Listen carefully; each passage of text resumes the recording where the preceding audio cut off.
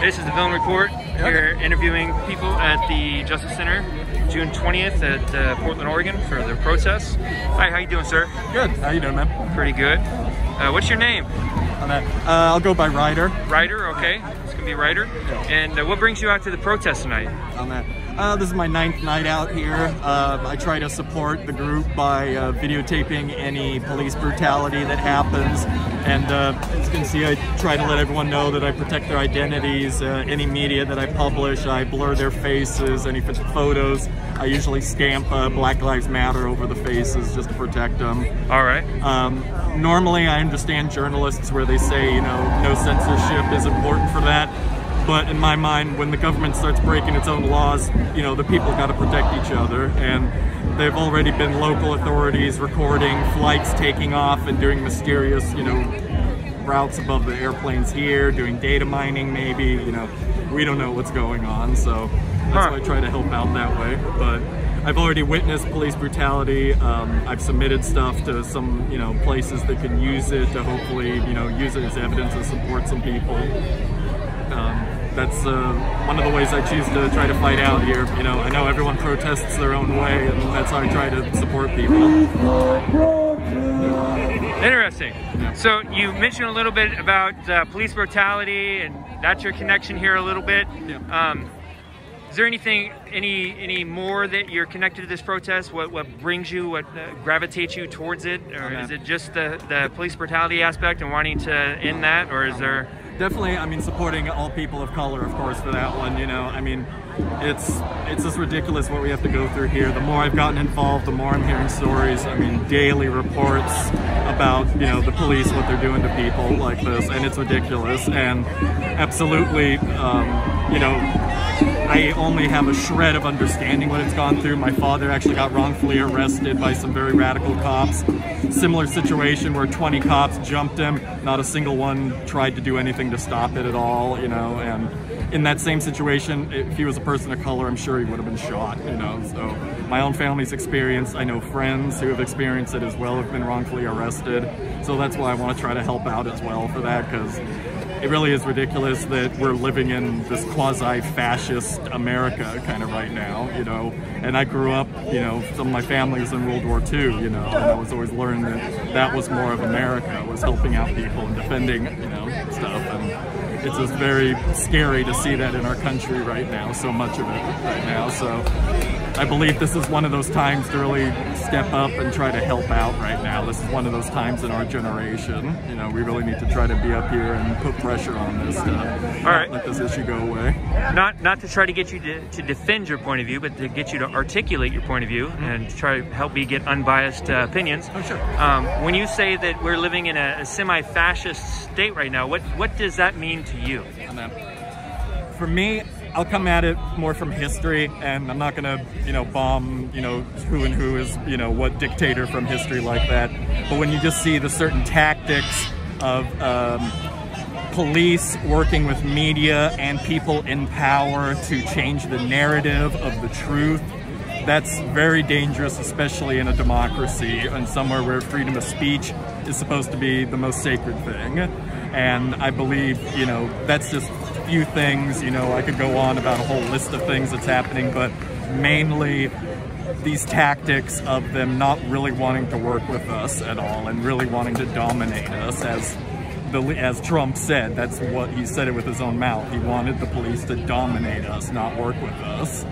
And that's, again, considering how our country was founded, that goes against a lot of what we're doing here. And, you know, I'm definitely not for causing destruction on this, but I also see the frustration that people have and why it has led to this point right now.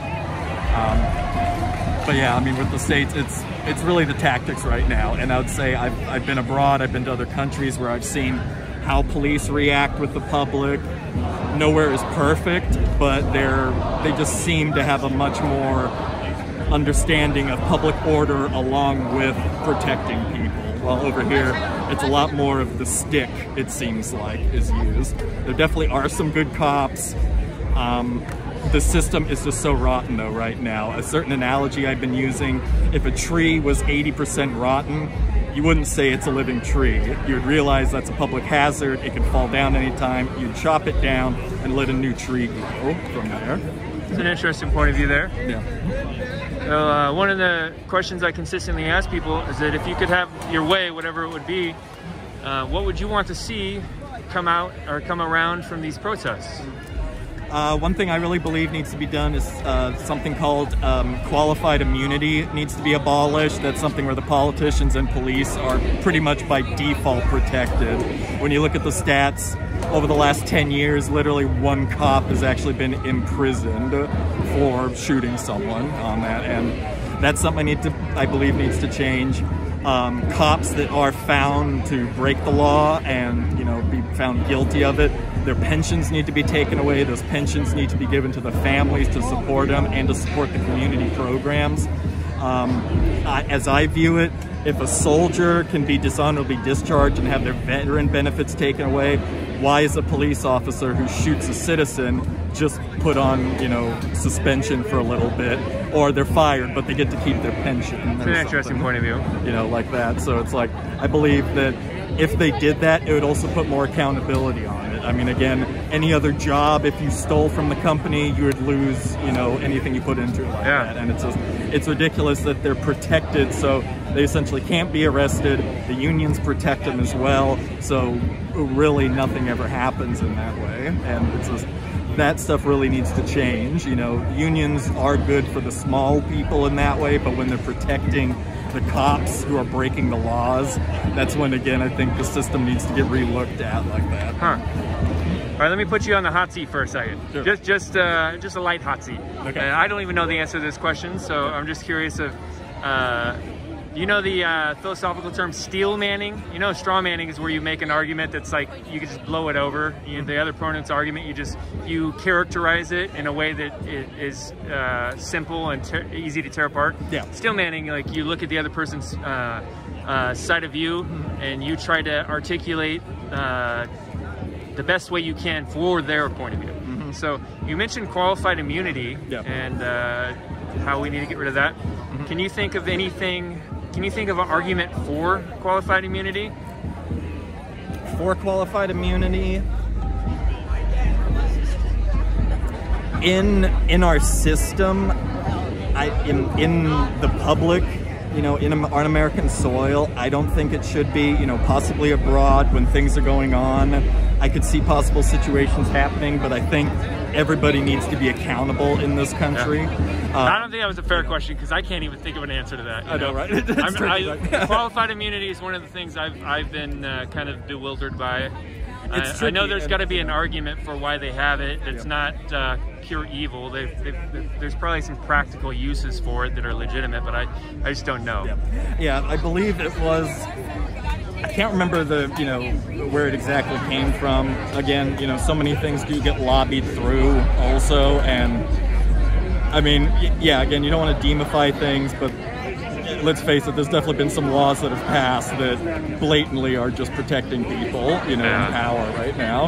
And, you know, it's one of the qualified immunity. Citizens United was another one where it's like, Citizens United, you know, that doesn't benefit at all. You know, corporations having rights as people like that. You know, that's another thing that needs to be dismantled. And privatizing the prison system. That's another thing that pretty much generates all this, you know, police hostility towards us because they need to fill the system. Yeah. All right. Well, thank you for the interview. It was definitely sparked some thoughts in my mind. I'll have to go look up qualified immunity tonight, see what the argument for it is. Yeah, see where it came from exactly, because you know they'll have something for it, but it seems like it's being, you know, it's being used for the wrong reasons, and people need to be held accountable. All right. Well, you have a good night. Thank you. You too.